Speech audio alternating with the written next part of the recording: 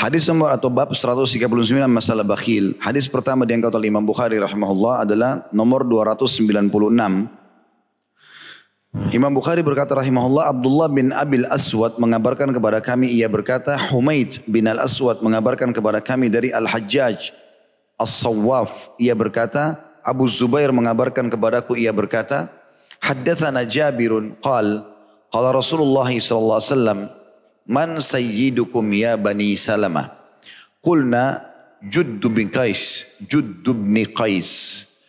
ala anna nubakhiluhu.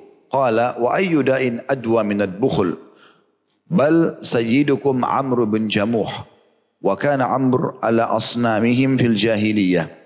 Wa kana yulimu an Rasulillah SAW idza tazawwaj. Artinya Jabir mengabarkan radhiyallahu anhu kepada kami, ia berkata, Rasulullah SAW bersabda, siapa pembesar kalian wahai Bani Salamah? Kami menjawab, Ju'd bin Qais. Hanya saja kami memandangnya kikir atau bakhil. Beliau bersabda, penyakit apa yang lebih parah daripada kikir? Pembesar kalian mulai sekarang adalah Amr bin Jamuh. Amr dahulu berada di atas berhala mereka ketika zaman jahiliyah. Dan ia menyiapkan jamuan walimah untuk Rasulullah SAW ketika menikah. Kandungan hadis ini, seorang pemimpin hendaknya berusaha keras untuk menjauhi sifat kikir. Karena sifat tersebut merupakan penyakit yang sukar diobati. Dan hendaknya ia menghiasi diri dengan sifat dermawan dan setia kawan. Hadis ini mirip dengan bahasan sebelumnya tentunya. Cuma lebih dalam di sini Nabi SAW bertanya kepada suku Salamah, Bani Salamah, dan mereka ini termasuk suku yang sangat besar. Di perang salah satu peperangan Nabi SAW, kalau nggak salah waktu itu pembebasan kota Mekah, mereka ikut 1.000 orang pasukan, gitu kan? Jadi mereka termasuk orang-orang yang kokoh secara keimanan mau bergabung dengan Nabi SAW. Intinya Nabi SAW pernah melihat beberapa orang di antara mereka. Nabi sering tanya, siapa kepala suku kalian? Siapa pemimpin kalian? Gitu kan. Maka berkatalah mereka Jadd bin Qais. Jadd bin Qais ini ada sebagian ulama menjelaskan kalau dia adalah salah satu orang munafik. Jadd bin Qais ini salah satu orang munafik. Karena pernah juga disebutkan pada saat kesepakatan Hudaybiyah, dia sempat ikut dan dia tidak mau membaiat Nabi SAW di bawah pohon. Gitu kan. Intinya dia berwibawa, pakaiannya bagus, orang punya harta. Tapi subhanallah dia bakhil, ya, pelit. Waktu itu kaumnya mengatakan, kami tahu dia ini orang berwibawa segala macam, layak jadi pemimpin tapi dia pelit. Maka Nabi SAW lalu mengingatkan kepada seluruh orang pada saat itu dan termasuk kita, kira-kira penyakit apa yang lebih berbahaya daripada bakhil itu? Ya, tidak ada lagi. Di situ dikatakan ya, artinya penyakit yang berat apa yang mengalahkan kikir. Lalu Nabi SAW mengganti pemimpin mereka, mengatakan mulai sekarang kalian panggil pemimpin kalian Amr bin Jamuh. Siapa Amr bin Jamuh ini? Dia adalah salah satu sahabat Nabi yang mulia yang memang dari dulu orangnya sangat royal. Di zaman jahiliyah, sebelum datang Islam, dia yang selalu paling banyak menyumbang makanan, sesajen buat berhala. Zaman dulu tuh mereka berkeyakinan kalau ada berhala, mereka kasih sesajen berarti akan diijabah doanya. Seperti itulah. Nah saking dermawannya dia, sesajen-sesajen yang dibutuhkan agar doa-doa orang Madinah diterima itu Amr bin Jamuh yang hidangkan. Hidangan kambing, roti gandum, buah-buahan. Dia yang kasih semua ke berhala-berhala mereka. Dengan tujuan siapapun yang datang mau minta sama berhala, minta saja. Karena mereka belum tahu waktu zaman jahiliyah. Amr bin Jamuh masuk Islam tentunya. Kalau masih ingat ini kisahnya yang pernah saya bilang. Dia masuk Islam gara-gara anaknya kerjain. Ya. Yang dia taruh patungnya di dalam kamarnya. Setiap hari disembah sama dia. Akhirnya anak-anaknya masuk Islam. Ajak masuk Islam dia gak mau. Karena dia sangat yakin berhala ini memang benar gitu. Maka oleh anak-anaknya diambil malam-malam waktu dia tidur. Dilempar di tempat kotoran. Kayak kita sekarang WC lah. Gitu kan. Di sebelah rumahnya. Dibuang di situ. Jadi belepotan dengan kotoran. Amr bin Jamuh waktu belum masuk Islam. Bangun pagi hari. Dia mau sembah Tuhannya gak ada. Hilang Tuhannya. Gitu. Maka dia cari-cari, dilihat sampai ditemukan di tempat kotoran itu. Lalu dia bilang, siapa yang buat begini kepada kamu ini? Lalu kemudian diambil sama dia, dibersihkan, dicuci sampai bersih, dibubuhi minyak wangi, dikembalikan ke tempatnya. Lalu digantung pedang di lehernya. Lalu dia bilang, Tuhan kalau ada yang ganggu lagi kamu, lawan. Pada saat dia bilang begitu, tidur dia malam hari, anak-anaknya ambil lagi. Patung itu dilempar lagi di tempat yang sama, lalu diganti pedangnya sama bangkai anjing. Ada anjing mati diambil ditaruh. Nah, Amr Jamuh pagi-pagi cari lagi Tuhannya. Tidak ada. Dia ingat kemarin jatuh di tempat itu, dia datang pada tempat yang sama. Maka mulailah dia sadar, lalu dia mengatakan, sungguh kalau kau Tuhan pasti kau bisa membela dirimu. Lalu dia datang ke masjid, dia syahadat dengan Nabi SAW. Nah semenjak itu dia menjadi orang yang sangat baik. Jadi sedekah yang dia suka kasih untuk berhala-berhala dulu sesajen di zaman jahiliyah, setelah Islam diganti sama dia. Royal, suka bantu orang, termasuk dia membiayai pernikahan Nabi SAW. Nah ini makna kalimat ini perhatikan. Saya ulangi terjemahannya. Jabir mengabarkan kepada kami, ia berkata Rasulullah SAW bersabda, siapa pembesar kalian wahai Bani Salamah? Mereka mengatakan Ju'ad bin Qais atau Ja'ad bin Qais. Hanya saja kami memandangnya kikir. Nabi SAW lalu mengganti. Lalu beliau mengatakan penyakit apa yang lebih parah daripada kikir? Pembesar kalian mulai sekarang Amr bin Jamuh. Siapa Amr bin Jamuh ini? Dan yang kita ceritakan. Amr dahulu berada di atas berhala mereka ketika zaman jahiliyah. Makna di atas berhala suka mengurus berhala-berhala itu. Kasih sesajen, dia perbaikin kalau ada yang rusak, dia yang buat patung-patung baru gitu, dia rawat tempatnya gitu. Karena dermawannya. Maka setelah Islam, ia menyiapkan jamuan walimah untuk Rasulullah SAW ketika menikah. Jadi sifat dermawannya itu dibawa setelah Islam. Dia enggak lagi kasih sajian kepada berhala, tapi dia bersedekah termasuk dia membiayai pernikahan Nabi SAW. Itu makna daripada hadis ini tentunya. Kita ambil pelajaran yang pertama adalah bagaimana Nabi SAW menyuruh kita memilih pemimpin yang dermawan. Gitu kan? Orang yang royal, suka memberi. Dan kita dilarang untuk memilih pemimpin yang bakhil, kikir, gitu kan. Siapapun dia, baik itu di lembaga kecil, instansi kecil atau sampai kepada pemerintahan. Jadi itu kelihatan dari orang itu suka memberi, berbagi. Maka orang ini insya Allah banyak program-program sosialnya dalam pemerintahannya. Maka itu semua adalah pemimpin yang layak untuk didukung, gitu kan. Karena memang mereka ya orang-orang yang bisa dijadikan sebagai penyebab setelah Allah SWT terpenuhinya kebutuhan kita. Di sini Nabi SAW spontan pada saat ada keluhan dari suku Bani Salamah tentang Ja'ad bin Qais. Kalau dia adalah orang yang bakhil atau pelit. Maka Nabi SAW langsung mengganti. Nah ini pelajaran yang kedua. Kalau kedudukan Nabi SAW di atas semua pemimpin. Kedudukan Nabi SAW di atas semua pemimpin. Beliau berhak sebagai utusan Allah untuk memilih kepala suku atau mencopot kepala suku. Gitu kan? Ini juga keputusannya Nabi SAW berlaku di pemerintahan di Madinah. Beliau mengajak damai orang-orang kafir Yahudi pada saat itu. Selama mereka tidak berkhianat. Pada saat mereka berkhianat sudah oleh Nabi SAW dihukum. Seperti itulah. Dan memang seharusnya seperti itu. Nabi SAW punya kedudukan yang sangat tinggi. Di pandangan kaum muslimin. Harus di atas segalanya. Bahkan di atas seluruh orang tuanya, dirinya sendiri. Ya, Umar bin Khattab mengatakan, ya Rasulullah. Aku mencintai anda melebihi semuanya. Kecuali diriku sendiri. Harta anda minta aku kasih. Keluarga suruh tinggalin aku siap. Tapi untuk diriku aku masih cinta diriku ya Rasulullah. Maka kata Nabi SAW. Tidak hai Umar. Sampai aku pun lebih kau cinta dari dirimu sendiri. Maka Umar diam sejenak kalau mengatakan ya Rasulullah. Mulai sekarang anda lebih aku cintai daripada diriku sendiri. Kata Nabi SAW. Sekarang hai Umar. Maksudnya sekarang imanmu bagus sempurna. Gitu. Seperti itulah.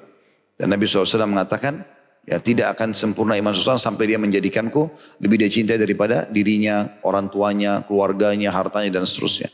Maka Nabi SAW harus didahulukan dalam segala hal. Ya, jadi kalau sampai dicoreng nama Nabi SAW dan kehormatannya walaupun beliau sudah meninggal, semua muslim harus mendahulukan membela baik dari dirinya sendiri ataupun keluarganya. Dan dia korbankan seluruh harta untuk membela baginda Nabi SAW. Ini juga diambil pelajaran dari kalimat tadi ya. Kemudian juga perlu digarisbawahi tentang keutamaan Amr bin Jamuh radhiyallahu anhu. Amr bin Jamuh tadi setelah dia masuk Islam, dia menjadi sangat dermawan dan dipuji oleh Nabi SAW. Dan gara-gara kedermawanannya itu, salah satu atau sebagian pendapat ulama, kan dia termasuk salah satu syuhadanya Uhud ya. Dan dia berdoa di malam hari sebelum Uhud, agar Allah jadikan dia termasuk orang yang mati syahid. Amr bin Jamuh ini, secara fisik kaki kanannya pincang.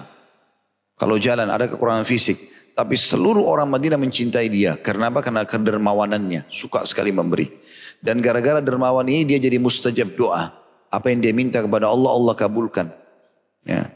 Di antaranya dia minta agar dia mati syahid di perang Uhud.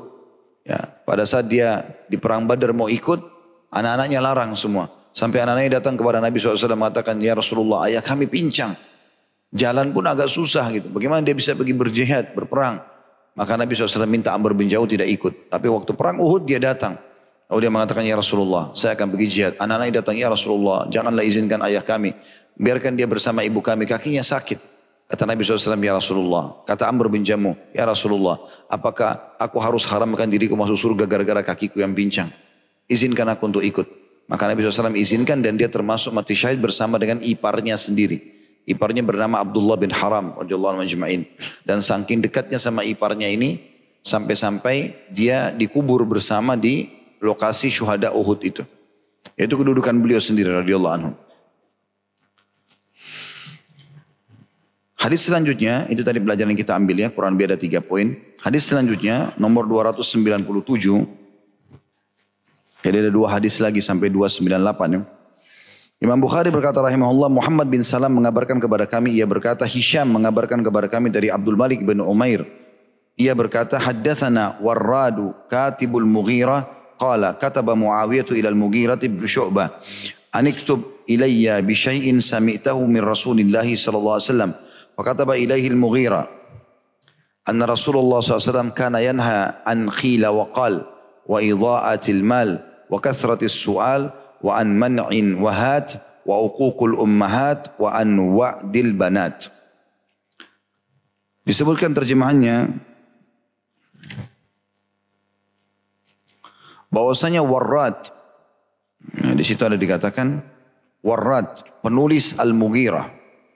Jadi Al-Mughirah ini salah satu sahabat Nabi, Mughirah bin Syu'bah radhiyallahu anhu. Warrad ini juru tulisnya mengabarkan kepada kami, ia berkata, Muawiyah radhiyallahu anhu sahabat Nabi yang mulia pernah menulis kepada Al-Mughirah bin Syu'bah radhiyallahu anhu ajma'in, tulislah kepadaku tentang apa yang pernah engkau dengar dari Rasulullah sallallahu alaihi wasallam. Al-Mughirah lalu menulis membalas suratnya atau permintaannya Muawiyah radhiyallahu anhu ajma'in, Rasulullah SAW melarang dari perkataan si fulan mengatakan begini dan begitu, membuang-buang harta, banyak bertanya, tidak mau memberi tetapi meminta, durhaka kepada ibu-ibu, dan mengubur anak perempuan hidup-hidup. Ini larangan-larangannya ya. Kandungan hadisnya yang pertama, hadis di atas menunjukkan haramnya perdebatan dan mengajukan pertanyaan yang tidak bermanfaat. Itu diambil dari potongan pertama tadi. Ya. Nabi SAW melarang ya, seseorang mengatakan begini dan begitu. Ya, artinya dia cuma dengar dari orang lalu kemudian dia sampaikan langsung. Si fulan bicara begini dan begitu tanpa memastikan tentang kebenaran perkataan tersebut. Atau dia berdebat pada hal-hal yang tidak ada manfaatnya. Nabi SAW melarang itu. Ada orang subhanallah kadang-kadang berdebat karena masalah pohon ini kenapa warnanya hijau daunnya atau tidak misal. Atau berdebat masalah kenapa ini dan begitu. Kadang-kadang berdebat hal yang tidak perlu. Gak ada manfaatnya gitu kan. Contoh saja. Maka ini semua dilarang. Yang kedua larangan bersikap boros dan membuang-buang harta. Jadi bedakan orang yang royal tadi suka bersedekah jalan Allah dengan orang yang boros. Boros dalam arti kata mengeluarkan pada hal-hal yang tidak ada manfaatnya buat dia. Nah. Yang ketiga haramnya durhaka kepada para ibu. Karena disebutkan di sini secara khusus wa uququl ummahat. Yang keempat larangan tidak menunaikan kewajiban dan menuntut sesuatu yang bukan haknya. Dan yang kelima haramnya mengubur anak perempuan hidup-hidup karena tidak menyukainya. Kita masuk sekarang kepada hadis ini. Muawiyah, faedah yang pertama Muawiyah bin Abi Sufyan radhiyallahu anhu di zaman itu beliau menjadi khalifah.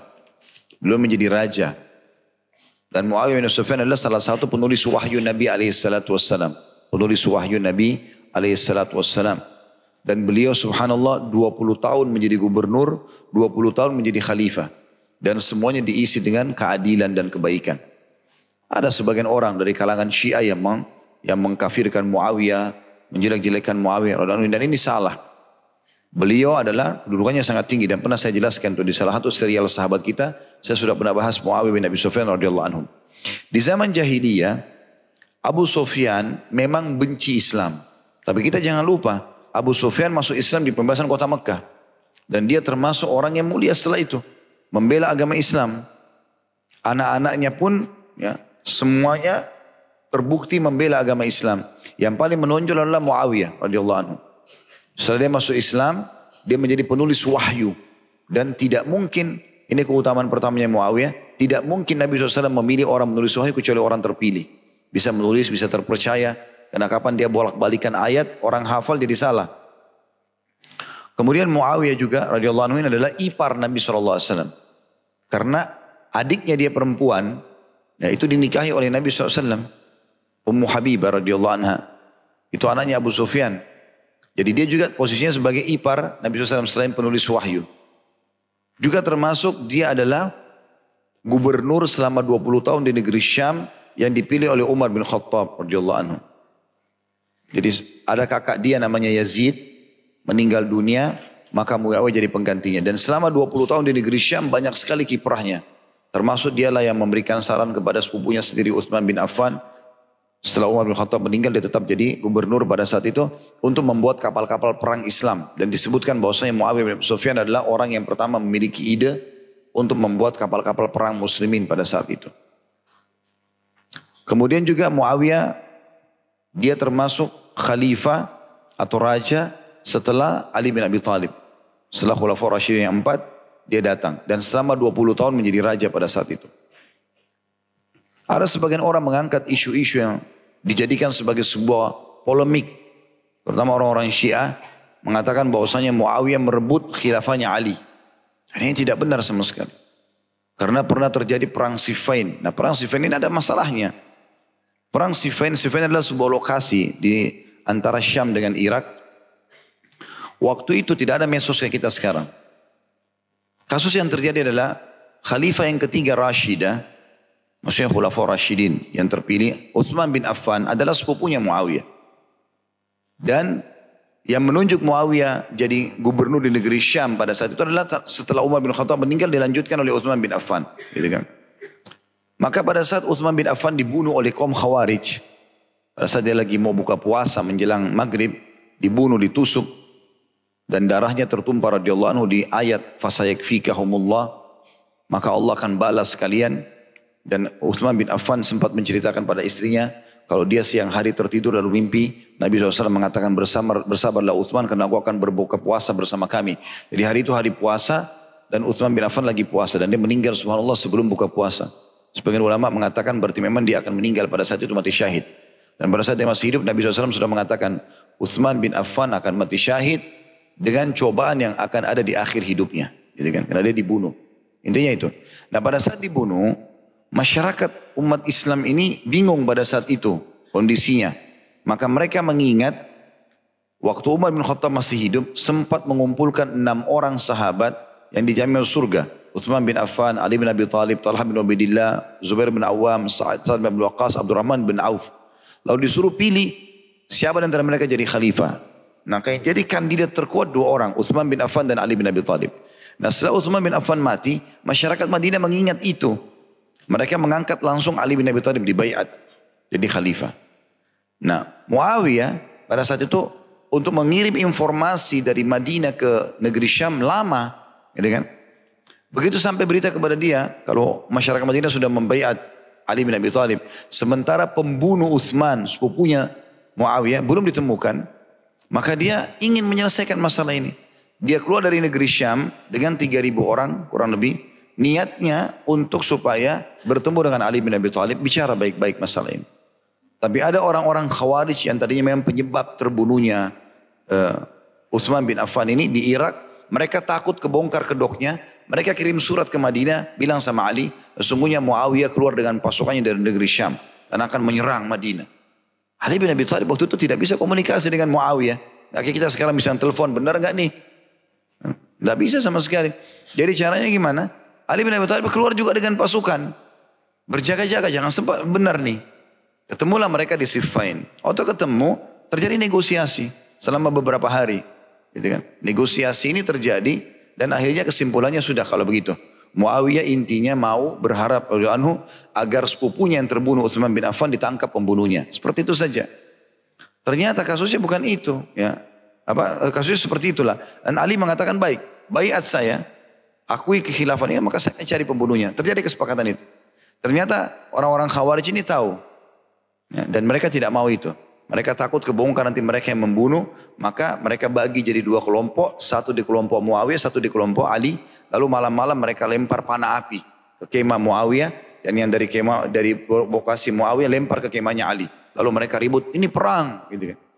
Contoh kasus, teman-teman kalau kita lagi jalan. Saya jalan bertiga, kita jalan bertiga di satu jalan. Sana juga ada 3 orang lagi jalan. Walaupun kita tidak bermusuhan. Tapi kalau ada 1 orang dari 3 orang di sini lempar batu ke sana. Berantem gak kira-kira?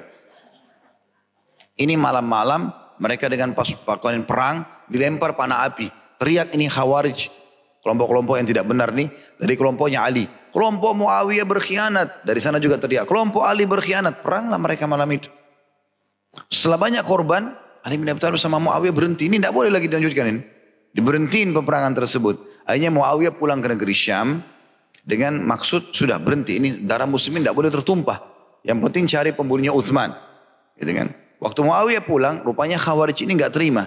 Mereka bilang lagi sama Ali, wahai Ali, kau tidak berhukum dengan hukum Allah, mestinya bunuh tuh Muawiyah. Dan Ali bin Abi Thalib bilang, bagaimana caranya mau dibunuh ini sahabat Rasulullah, penulis wahyu, iparnya Nabi. Dan dia tidak salah, dia keluar dari negeri Syam, niatnya mau membela, menanyakan tentang darah sepupunya yang meninggal, Utsman bin Affan. Seperti itulah. Ternyata mereka enggak terima, mereka keluar dari pasukan Ali, mereka membunuh banyak orang.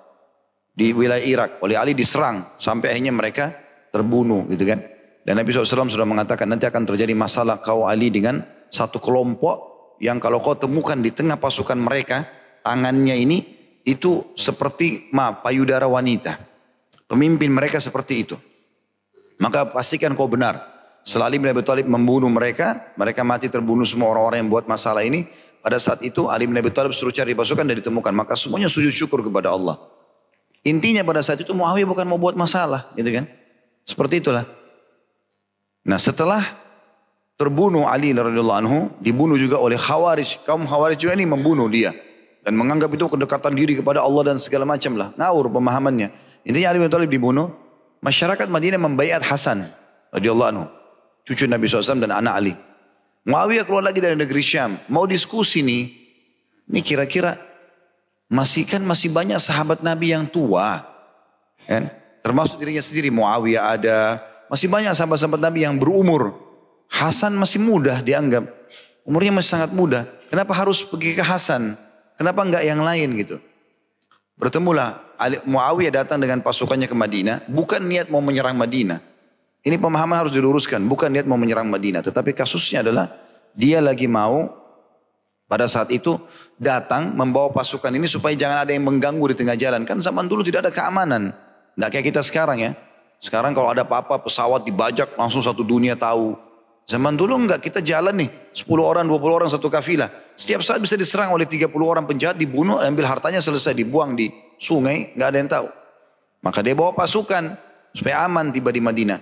Hasan masyarakat itu berhati-hati. Masyarakat Madinah juga membuat pasukan supaya terjadi negosiasi. Jangan sampai nanti betul-betul terjadi penyerangan. Itu tidak. Negosiasi antara Hasan sama Muawiyah. Hasan mengatakan kalau memang itu maksudnya mau dahulukan sahabat-sahabat yang lebih tua, baiklah. Saya turun dari ini. Saya nggak mau jadi khalifah. Dan ini sesuai dengan sabda Nabi SAW. Cucuku ini ditunjuk Hasan, gitu kan? Adalah seorang tuan, sayyid, gitu kan? Dan semoga Allah memperbaiki dia di 2 pasukan muslimin yang tidak jadi berperang. Ternyata di situ yang maksudnya. Dan Ali bin Abi dan Hasan radhiyallahu memberikan, silakan. Kalau begitu kamu saja Muawiyah jadi khalifah. Dibaiatlah Muawiyah pada saat itu. Dan pada saat itu dikenal dengan tahun ya damai. Karena damai semuanya, jadi baik semuanya. Mereka tidak lagi permusuhan antara muslimin. Jadilah Muawiyah khalifah selama 20 tahun. Dan itu dengan kemakmuran, dengan segala macam hal. Itu yang disebutkan tentang Muawiyah. Nah Muawiyah ini pada saat jadi khalifah, pernah mengangkat salah satu sahabat Nabi namanya Mughirah bin Syu'bah sebagai salah satu gubernur. Ya. Lalu kemudian dia menyurat kepada Al-Mughirah. Ini tanda keimanan Muawiyah radhiyallahu anhu karena dia ingin tahu. Kira-kira ada enggak hadis yang pernah kau dengar dari Nabi yang belum saya tahu nih. Coba tulis apa saja yang kau pernah ingat. Maka salah satu yang ditulis oleh Al-Mughirah bin Syu'bah, sahabat Nabi yang mulia juga satu ini, waktu itu gubernurnya Muawiyah, menulis tentang pesan ini. Nah pesannya adalah, Al-Mughirah lalu menulis, Rasulullah SAW melarang dari perkataan si fulan mengatakan begini dan begitu. Dikasih angka 1 di atasnya itu. Artinya Nabi SAW melarang berbicara berita yang tidak ditahu kepastiannya. Hoax ini semua. Bohong, dusta, isu-isu yang tidak benar, gosipin orang. Dan tidak boleh, tadi sudah kita jelaskan, berdebat pada hal-hal yang tidak bermanfaat. Kemudian yang kedua, membuang-buang harta. Boros, bukan pada tempatnya gitu kan. Kalau sedekah tidak dibahasakan dengan boros tentunya. Tapi boros ini mubazir, di rumahnya dia beli 10 mobil. Untuk apa 10 mobil ini? Ada orang pernah saya baca datanya punya mobil 100. Gitu. Jadi kalau dia pakai satu hari satu kali itu mobil, berarti hari ke 101 baru kembali ke mobil yang pertama. Gitu kan? Untuk apa ini? Kalau orang punya mobil mungkin anaknya banyak, satu buat dia mungkin dia pergi kerja, istrinya sama istrinya mungkin dia juga, mungkin 2-3 mobil darurat mungkin. Tapi 10 mobil untuk apa? 20 mobil untuk apa gitu kan? Mubazir. Saya pernah masuk ke rumah orang, Masya Allah Jakarta, Allah berikan kekayaan. Begitu masuk garasinya mungkin ada 20 mobil di situ. Anaknya cuma 2 atau 3. Alasan ini koleksi atau apa saja. Untuk apa? Koleksi masjid lebih bagus. Hah? Jadi amal jariah untuk apa koleksi mobil nih? Gitu kan? Harus koleksi yang benar. Karena itu tidak akan ada manfaatnya buat dia gitu. Dia pakai kebutuhannya. Jadi bisa masuk nanti dalam bab boros. Nabi SAW larang, tidak boleh itu. Gitu kan? Beda kalau kita bicara investasi ya. Dia beli untuk jual lagi, beda. Ini boros ini maksudnya cuma dia saja. Cuma dia pakai. Mungkin ada mobil setahun cuma 2 kali dipakai. Kan dipakai gak ada gunanya. Gak ada manfaatnya buat dia. Gitu. Kemudian yang ketiga, banyak bertanya. Yang dimaksud dengan banyak bertanya adalah yang tidak diperlukan. Tapi kalau orang bertanya pada hal-hal yang memang dia butuhkan. Dia butuh informasi tentang kesehatan, tentang hukum, tidak ada masalah. Tapi kalau dia bertanya hanya buang-buang waktu saja, nggak ada gunanya, gitu kan? Apalagi hanya untuk menguji orang, maka itu tidak perlu semua. Dilarang dalam agama Islam. Dan juga saya perlu sampaikan kalau teman-teman mau bertanya sesuatu pada orang, maka apalagi kalau bukan berhubungan sama hukum agama ya. Misal mau tanya kenapa orang ini pakai jilbab itu, kenapa pakai baju ini, kenapa pakai sendal itu, kenapa dia beli mobil merek ini. Harus tanya dulu, ini manfaatnya buat saya ada nggak? Misal kalau memang kita mau beli jilbab yang sama, kita mau beli baju yang sama, kita mau beli mobil yang sama, mau tahu tempatnya mungkin. Berarti ada manfaatnya. Kalau tidak ada manfaatnya untuk apa? Satu majelis segini ditanya semua kenapa pakai baju batik itu, kenapa pakai baju ini, kenapa. Untuk apa manfaatnya apa buat dia? Nah, gitu. Ya apalah istilahnya. Kemudian yang keempat, tidak mau memberi. Ini yang jadi saksi bahasan kita. Bakhil. Pelit. Tetapi suka meminta. Subhanallah, salah satu ciri orang bakhil begitu. Tidak mau memberi tapi selalu minta supaya dikasih. Selalu mau ditraktir tapi nggak mau traktir. Jadi kalau ketemu sama temannya, kapan lagi nih traktir? Kamu kapan traktir orang? Selalu mau traktir. Tapi dia sendiri nggak pernah mau berikan orang. Padahal Nabi SAW mengatakan termasuk amal ibadah yang sangat besar pahalanya setelah kewajiban adalah memberi makan orang. Traktir itu pahalanya besar. Berlumba-lumba mestinya gitu kan. Ini duduk semua di meja makan, tunggu siapa yang lebih dulu ke kasir. Karena bakhilnya. Kemudian juga yang kelima, durhaka kepada ibu-ibu. Di sini bukan berarti tidak boleh durhaka pada ayah ya. Tetapi umumnya durhaka itu sering terjadi pada ibu. Ya. Karena kan mungkin ibu-ibu sering hadapi anak-anak di rumah. Kadang-kadang mungkin marah sedikit, anaknya mungkin jengkel sama dia. Nah sering terjadi durhaka pada ibu-ibu gitu. Itu yang dimaksud dalam hadis ini. Tapi bukan berarti boleh durhaka pada ayah gitu kan. Karena biasanya ibu mungkin sering bersih tegang dengan anak-anak, maka anak-anak mungkin lebih dekat dengan ayahnya atau apa. Ini biasanya muncul sifat durhaka anak-anak. Ini sudah kita bahas tentang masalah bab durhaka dulu, tidak boleh tentunya. Yang terakhir adalah mengubur anak perempuan hidup-hidup. Ini tradisi jahiliyah dulu. Mereka punya tradisi di Mekah, kalau seandainya mereka lahir punya anak perempuan ya banyak, lebih dari satu, pasti yang lain dikubur. Yang satu dibiarin hidup untuk melanjutkan generasi manusia gitu. Yang lain tidak dikubur karena mereka anggap perempuan tidak bisa membawa nama harumnya, kalau menikah dibawa sama suaminya, gitu-gitu saja gitu. Nah, ini semua hukumnya haram dalam Islam, gitu kan. Allah SWT melarang untuk mengubur anak-anak masih hidup. Dan ini juga tentu ditarik hukumnya kepada aborsi. Nggak boleh dalam Islam. Hamil, ya sudah, tanggung risikonya. Walaupun hamil di luar nikah. Ya. Hamil di luar nikah pun, yang biasa kita bahasakan dengan anak zina, nggak boleh dikuburkan. Nggak boleh dikuburkan. Makanya pernah ada seorang wanita datang kepada Nabi SAW, dia sudah punya suami, dia selingkuh. Hamil dari laki-laki yang lain. Datang kepada Nabi SAW. Dia ketakutan sekali dengan dosa itu. Lalu dia mengatakan, ya Rasulullah, sucikan saya. Nabi SAW bukan langsung, baik rajam dia. Ini orang luar biasa. Enggak. Nabi SAW mengatakan, dan dia bilang, saya hamil dari perzinahan itu. Kata Nabi SAW, pulanglah. Anak itu punya hak. Anak zina itu punya hak. Sampai selesai melahirkan baru kau datang. Habis melahirkan pun datang, ya Rasulullah, sucikan saya. Selama 9 bulan orang ini ketakutan terus dengan azabnya Allah. Minta sucikan di dunia, jangan di akhirat. Nabi SAW bilang, anak itu punya hak kau susui 2 tahun. Ini anak zina loh ini. Nabi SAW suruh begitu. Suruh susui 2 tahun. Setelah susui 2 tahun dia datang lagi, baru Nabi SAW suruh rajam dia. Waktu dirajam, dilempar batu, ada sahabat yang lempar batu sambil mengatakan, semoga Allah melaknatmu. So, kenapa kau sudah status istri selingkuh gitu kan? Lalu kata Nabi SAW, jangan kau laknat. Perempuan ini sudah bertaubat, kalau dibagikan kepada 70 orang penduduk Madinah cukup buat mereka. Kalau dibagi kepada 70 orang penduduk Madinah yang semua buat dosa yang sama, maka cukup untuk mereka semua. Maksudnya tidak dihukum oleh Allah SWT gitu kan. Itu kalau anak zina. Ini apalagi kalau anak sendiri. Ya, saya pernah baca ada berita di Indonesia terjadi. Ada satu ibu nggak tahu, mungkin ada masalah kejiwaan nih gitu kan. Dia punya anak 3 orang. Mungkin karena dia anggap dia cari pekerjaan tidak dapat pekerjaan.